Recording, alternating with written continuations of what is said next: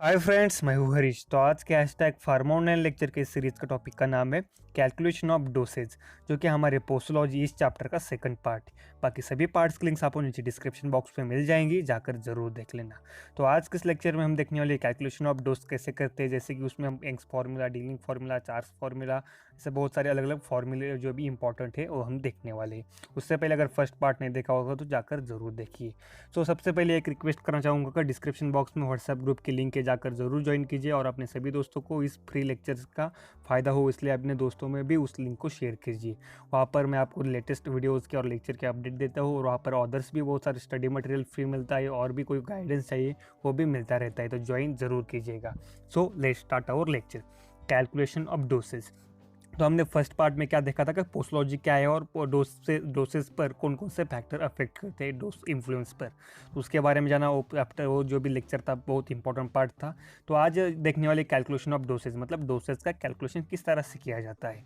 The dosage of the drug given in appendix 1, मतलब appendix एक 1 मतलब आपको पता होगा कि जो भी फार्माकोपिया है उसके 1, 2 ऐसी तरह के अपेंडिक्स होते रहते हैं। आपने लास्ट ईयर में पढ़ा है कि फार्माकोपिया के बारे में, अगर नहीं पढ़ा, अगर आपको याद नहीं कि फार्माकोपिया किस तरह से होता है, तो हमारा फर्स्ट ईयर वाला लेक्चर ज़रूर देखिए।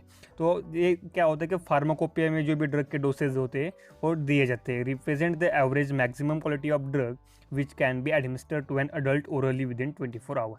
मतलब 24 आवर में अडल्ट को एवरेज मैक्सिमम कितना ड्रग देना चाहिए उसके बारे में यहाँ पर लिखा होता है फार्माकोपिया में ड्रग के साथ। When the route of administration are followed, the doses adjusted accordingly.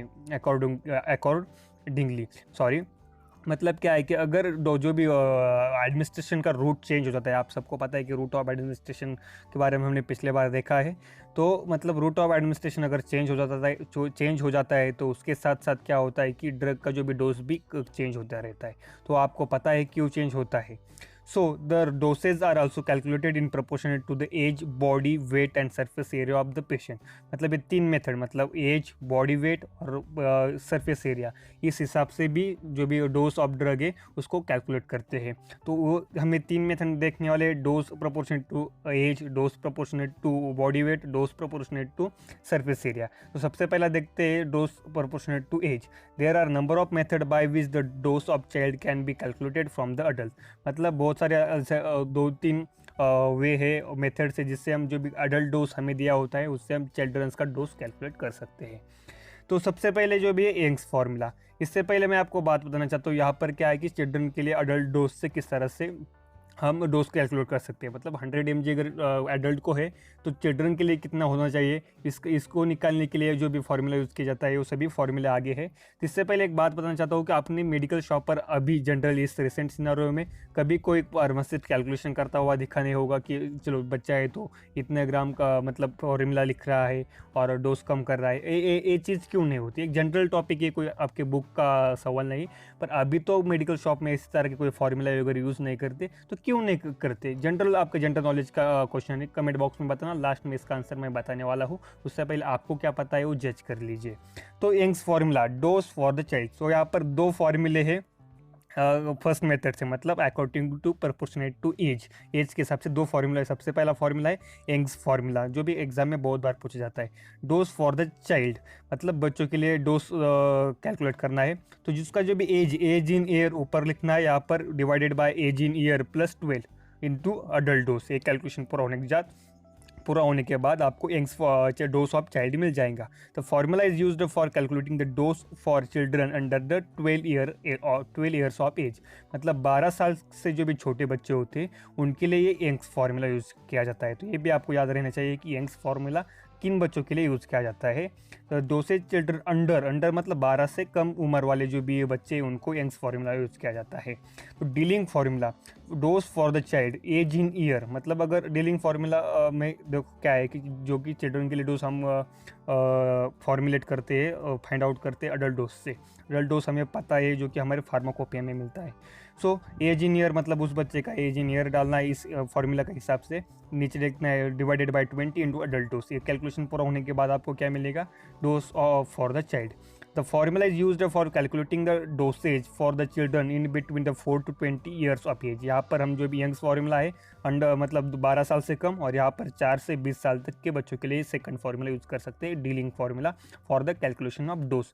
This formula is considered better because it is easier and quick to calculate the dose. और ये सबसे ईजी है क्योंकि ये कैलकुलेशन के लिए बहुत इससे थोड़ा सिंपल है और जल्दी कैलकुलेशन हो जाता है. और एक रिक्वेस्ट करना चाहता हूँ, यहाँ पर डिस्क्रिप्शन बॉक्स को मैं आपको इंस्टाग्राम पेज की लिंक मिल जाएंगे, वहाँ पर आपको ड्रग के बारे में इंफॉर्मेशन, मोटिवेशनल पोस्ट उसके साथ साथ आपको वहाँ पर जो भी करंट अफेयर से हिस्ट्री फार्मेसी रिलेटेड बहुत सारा कंटेंट वहाँ पर मिलता रहता है, जाकर ज़रूर फॉलो कीजिए, वहाँ पर आप मुझसे बातें भी कर सकते हैं. तो नेक्स्ट जो भी है ऑन द बेसिस ऑफ मतलब dose proportionate to the body weight, मतलब बॉडी वेट के अकॉर्डिंग टू भी आप क्या कर सकते हैं, जो भी डोज ऑफ चाइल्ड है वो फाइंड आउट कर सकते हैं अडल्ट डोज से. तो चार formula is use to calculate dose for child according to the body weight. तो जो भी चार फार्मूला है वो क्या है, देखो, dose of for the child weight in KG, मतलब यहाँ पर आप वेट बॉडी वेट से आप फाइंड आउट कर रहे हैं कि मतलब क्या होता है यहाँ पर, जैसे हमने लास्ट बार देखा था कि फैक्टर्स में कि वेट अगर बच्चा है पर उससे अगर हाई ओवर वेट से वो पीड़ित है, मतलब ज़्यादा वेट है उसका, तो उसको बच्चे वाला डोज से इफेक्ट नहीं हो सकता. तो उसके लिए डोज कैसे फाइंड आउट कर सकते हैं, तो उसके लिए वेट का फॉर्मूला यूज किया जा सकता है. तो dose of child weight in KG, मतलब उसका वेट वहाँ पर लिख देंगे divided by 70 into adult dose. इस चार फॉर्मूला से अकॉर्डिंग टू बॉडी वेट से हम जो भी बच्चों के लिए डोज ड्रग का हम फाइंड आउट कर सकते हैं. तीनों फॉर्मूले बहुत इंपॉर्टेंट है according to exam point of view और एज अ नॉलेज के लिए भी. जो थर्ड जो भी यहाँ पर मेथड है थर्ड, तो वो है वो last method, dose proportionate to surface area. हमने एज का देखा, वेट का देखा, आप देखते हैं सरफेस एरिया का. The calculation of child dose according to surface area is more satisfactory and appropriate rather than the method based on age. The method is more complicated than the method based on age. The method based on following formula.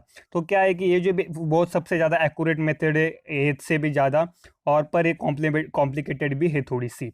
तो उसका formula क्या है, percentage of adult dose, मतलब adult dose का जो भी percentage है यहाँ पर लिखना है.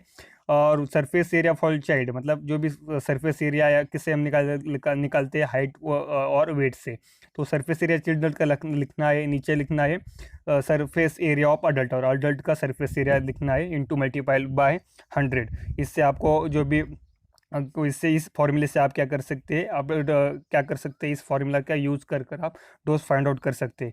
The body surface area is calculated from the height and weight of the child, मतलब देखो सिंपल, जैसे मैंने बताया हाइट एंड वेट से उसको कैलकुलेट किया जाता है. It is better to depend on handy reference book rather than one memory files prescribe the dose of for child. Table 3.1 shows the determination of child dose for from adult dose on the basis of body surface area. कोई ज़्यादा यहाँ पर ज़्यादा कोई importance नहीं है, सिर्फ आप के लिए इन्फॉर्मेशन के लिए टेबल देख सकते हैं.